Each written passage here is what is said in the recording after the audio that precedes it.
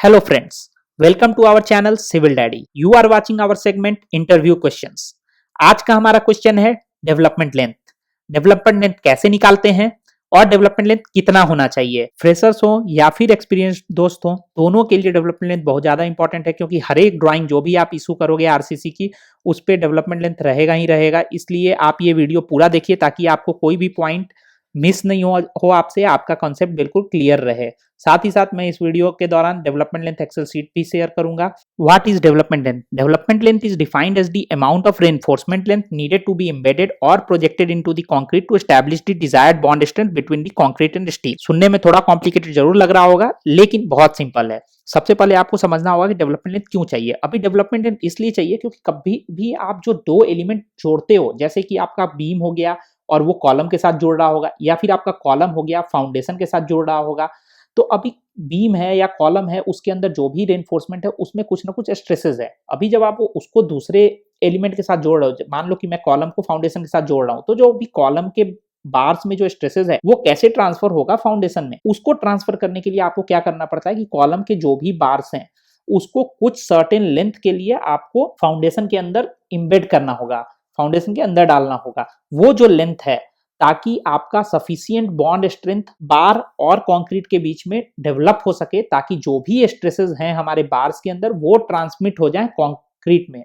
वो ट्रांसमिट हो जाए आपके फाउंडेशन में। उसी तरीके से अगर बीम को कॉलम के साथ कर रहे हो तो जो भी बार्स हैं बीम में, उसमें जो स्ट्रेसेस हैं वो आपके ट्रांसमिट हो जाए कॉलम के अंदर। तो वो लेंथ आपकी बेसिकली होती है ताकि डिजायर्ड बॉन्ड स्ट्रेंथ डेवलप हो सके कंक्रीट और स्टील के बीच में। और ये बेसिकली दो तरीके का होता है, एक हो गया टेंशन डेवलपमेंट लेंथ, एक हो गया कॉम्प्रेशन डेवलपमेंट लेंथ। इस वीडियो के अंदर हम लोग जो डिस्कस करने वाले हैं वो है टेंशन डेवलपमेंट लेंथ, और वो एज पर IS 456 कैसे कैलकुलेट कर सकते हैं हम। ये देखो बहुत ही सिंपल फॉर्मूला है एलडी का। एलडी का फॉर्मूला होता है phi into sigma S divided by 4 tau BD. अभी यहाँ पे फाई क्या है? फाई है बार डाया, सिग्मा एस होता है स्ट्रेस इन बार, जो कि आपके बार में कितना स्ट्रेस है। एलडी की फॉर्मूला है phi into sigma S divided by 4 tau BD. बहुत ही सिंपल फॉर्मूला है। फाई जो है वो बार डाया है, सिग्मा एस जो है वो स्ट्रेस इन बार है, और जो टाउ बीडी है वो डिजाइन बॉन्ड स्ट्रेस है, जो कि IS 456 टेबल 26.2.1.1 से मिलता है हमें। हमारे पास दो तरह के बार्स होते हैं, एक प्लेन बार होता है और दूसरा डिफॉर्म बार्स होता है। डिफॉर्म बार्स में थोड़े डिफॉर्मेशन बने हुए रहते हैं आपके बार्स के ऊपर, जिसके चलते जो बॉन्ड स्ट्रेंथ होता है, बॉन्ड स्ट्रेसेस होते हैं, वो थोड़े इंक्रीज हो जाते हैं। तो IS 456 हमें बोलता है कि हम 60% बॉन्ड स्ट्रेस बढ़ा सकते हैं अगर हम डिफॉर्म बार यूज कर रहे हैं। तो अभी जो बॉन्ड स्ट्रेस की वैल्यू है, वो बॉन्ड स्ट्रेस की वैल्यू प्लेन बार्स के लिए हमें IS कोड देता है टेबल 26.2.1.1 में।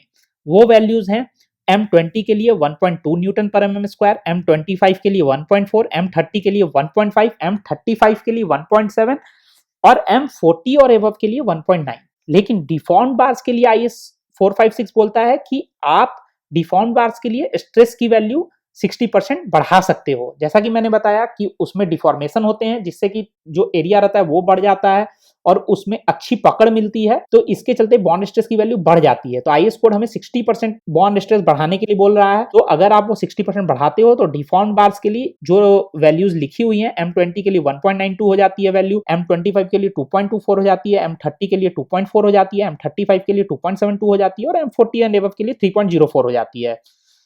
हम आते हैं अगले पैरामीटर पे, stress in bar sigma S.